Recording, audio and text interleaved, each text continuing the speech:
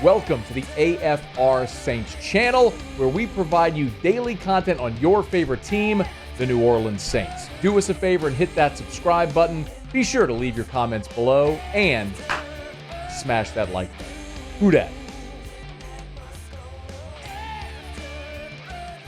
Saints had their first full padded practice on Monday of training camp, the first training camp under new coach Kellen Moore. If you missed it, by the way, Ross Jackson was here last hour, gave us a report, and I'm telling you, I would highly encourage you. I know you could look at me and you say you're completely biased because you're the publisher at LouisianaSports.net. I am, but I would honestly tell you if I thought someone was doing amazing work, and there are plenty of people that cover the Saints that do awesome work, but I'm telling you, I don't think anybody is putting out the type of coverage for free that Ross Jackson is at LouisianaSports.net.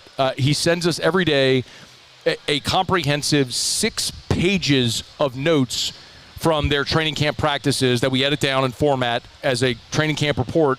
It's free. It's completely free. So please go check it out, LouisianaSports.net. Let a friend know if they love the Saints. It's there every single day that the Saints practice. Ross's practice report will be there. It's comprehensive and awesome. And when I was in Mexico last week, it's the only way I kept up with how I knew what was going on. But the Saints on Monday had their first full padded practice. And I always think that's an important benchmark, because when the pads go on, you're going to start to see some things that you wouldn't otherwise see, most notably line of scrimmage, because you can never really tell anything with the offense or defensive line until pads come on. So that's always something that I'm going to look for. As this camp evolves, there are a few storylines that I'm watching, and they most notably involve transitions from what we knew or thought we knew over the continuity that's been established from the previous 15 years. I mean, keep in mind, you had Sean Payton in place for basically a decade and a half. And then after Sean Payton leaves after 2001, you bring in Dennis Allen, who retains Pete Carmichael. So you're trying to keep all the continuity, which I understood. Remember, I was okay with that at the time. Like, it made sense. You had success.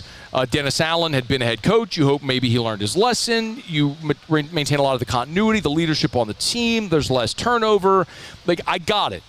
But very quickly, it was obvious that wasn't going to work, and they needed to pivot. Well, they retained Dennis Allen, but Pete Carmichael's gone. So you bring in a new offensive coordinator. So a year ago, Clint Kubiak was a massive part of all of our conversations in fall camp, because you had 15 years of Sean Payton and Pete Carmichael, and then all of a sudden, it was somebody different. And so we were going to see it look different than it had and what we had become accustomed to for a decade and a half. Well, now, not only is it a new offense, but it's a new head coach. It's a new defense with Brandon Staley coming in, shifting to a 3-4. You're having new personnel with a draft class that includes 9 different players drafted, including the highest drafted quarterback since Archie in 1971. I mean, it's all the things we know we've talked about, but it sort of illustrates the things that I'm looking for throughout this camp. So in this first day in pads, Kellen Moore was asked what caught his eye in day one in pads. I think it's always fun to see the trenches, the first day of pads. I think our defense line just did a phenomenal job, engaging, beating everyone to the punch. Really physical battle between both sides of the football. I thought both sides had some goods and some bads, and that's the beauty of this.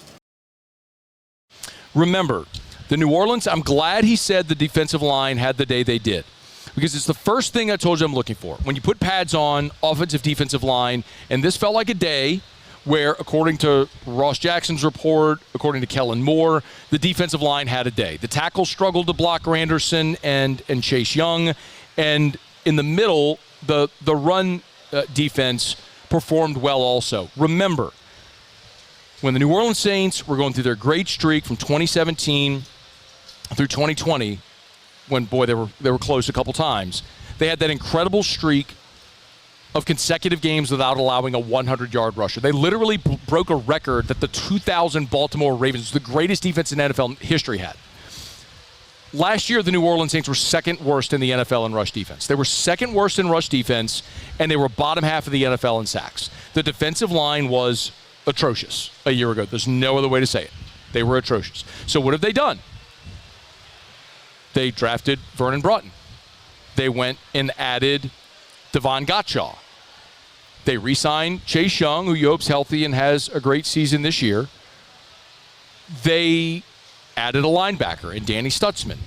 They went and addressed that front seven in a way to say, let's get guys that look more like what we're trying to do in a 3-4 with Brandon Staley. So, for example, Kellen Moore was asked on Monday about Davon Godchaux and what makes Godchaux such a good fit in this defense. Yeah, certainly we went through just the discussion of what the criteria is by position and kind of detail that out. We felt like we do have some good guys here who are still in place that can play that role really, really well. Certainly, Godchaux's one of the premier players in this league as far as playing one of those interior run-stopping spots. And so, we felt, we played New England. Every time you played New England, it felt like it was a battle to get anything going inside because of him. And so we were fortunate to get him. Interior run-stopping spots. Interior run-stopping spots. Listen to that line. Interior run-stopping spots. That's what they were going for. You bring in a guy that's 330 pounds as opposed to having Colin Saunders, who's 6 feet tall, and just a little bowling ball in the middle. It's dramatically different where you have someone that big, that physical and athletic that can blow up the launch pad. It's just, I'm not saying it's right. I'm not saying it's going to work. I'm not saying it's going to be awesome. It's just illustrative of what their plan is. And that continues to reveal itself on days like this. So naturally, you're interested not only in the run defense, but the running game as well, because the running game last year was second to worst in the NFL. So how those guys continue to develop in the running game will be something worth watching. The thing everybody is watching, of course, is the quarterback play, and Kellen Moore gave an update on all three quarterbacks through day 5. Let's start with the rookie Tyler Shuck. This is number 10, Muse. I think Tyler's done a nice job. He's communicating at a really high level. He's making good decisions. As we go through, we'll just continue to evaluate each and every day. These guys will grow every day, and every opportunity, especially for Tyler, being his first time rookie year training camp. Every day there's new install, new material that maybe is a first time for him, and so he's going through that process. I think he's done an excellent job. And then also, and I'll come back and talk about Shuck, but then here was Rattler and Haener. Yeah, those guys done a nice job. Spencer's really decisive, plays confident.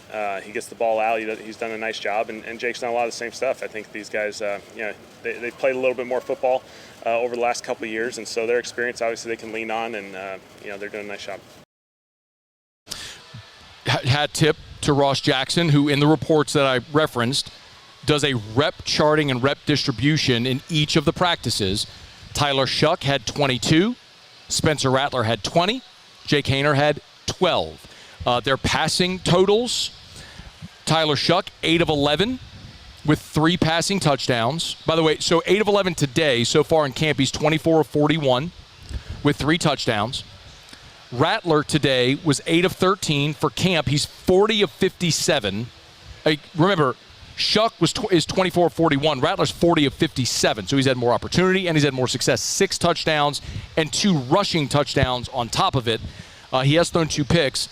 Haener is just 4 of 7. So was 4 of 7 today. For camp so far, he's 29 of 43 with 4 touchdowns and a pick. Again, all this is at LouisianaSports.net. But it's very obvious that they're giving slightly more workload right now to Spencer Rattler. He is the incumbent, followed by Shuck. Big drop-off to Jake Haener. I don't think that's a surprise. Haener is probably going to be your practice squad or your emergency quarterback on this team. It's going to be a Shuck-Rattler battle, but you could see so far. I'm terrible at math, so let me just do this really quickly if I could, to show you just the disparity in the quarterback reps. So Rattler is 40 out of 57. That's 70% completion. Tyler Shuck so far is 24 of 41. That's 58%. So Spencer Rattler right now is completing 70% of his passes so far through 5 days. 70% with 6 touchdowns, 2 rushing touchdowns. He has thrown 2 picks, however, which is worth noting. So as we keep an eye on the quarterbacks. And then the other thing for me that I do think is interesting and worth watching, keeping an eye on, is just the difference in the scheme, moving to a 3-4 scheme. But we'll learn more about that probably whenever we get to hear from Brandon Staley. But those are the things, big picture, that I'm keeping an eye on. Watching the line of scrimmage, an improvement in the running game, the quarterback distribution, and then just a changing in scheme from a 4-3 to a 3-4. Day 5, first day of full padded practice in the books for New Orleans. And by the way, this was the start after having a day off on Sunday. This was the start of 5 consecutive days of work. And then here in a couple of weeks, the Saints will head out to L.A. for a week of practice with the Chargers before they play the Chargers in their first preseason game. So as that continues, we'll certainly keep you posted here with our Saints camp reports. Hey, thanks so much for watching. Please leave your comments. I love to interact, and be sure to hit the red subscribe button below.